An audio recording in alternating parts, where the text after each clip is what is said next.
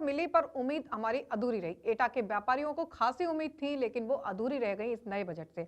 आपको बता दें कि वित्त मंत्री द्वारा पेश किए गए बजट पर व्यापारी वर्ग की नजर सुबह से ही रही। व्यापारियों का मानना है कि बजट में कुछ रियायत मिली है लेकिन सब कुछ उम्मीदों के अनुरूप नहीं है। जीएसटी की दर कम करने के साथ व्यापारी पेंशन शुरू करने की जरूरत थी।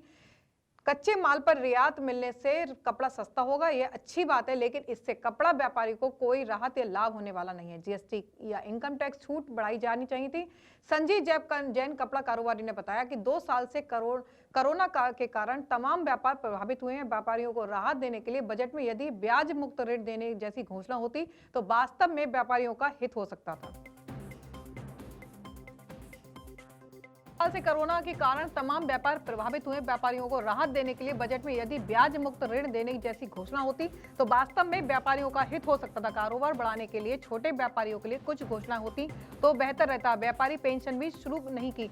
सरकार ने घरेलू उत्पाद को बढ़ाने तथा निर्यात को गति देने के लिए कुछ अच्छे कदम उठाए लेकिन सर्राफा कारोबारियों की उम्मीद अधूरी ही रह गई। सोने की ज्वेलरी पर 3% जीएसटी को घटाया जा गया तथा देश में सोना खरीद की लिमिट 5 लाख करने से कारोबार में इजाफा होता। सरकार ने घरेलू उत्पाद को बढ़ावा देने का तथा निर्यात को गति देने के लिए कुछ अच्छे कदम उठाए हैं लेकिन सर्राफा कारोबारियों को उम्मीदें नहीं है। सोने की ज्वेलरी पर 3% जीएसटी को घटाया जाता था लेकिन कैश सोने में 2 बार लिपिट हो गया।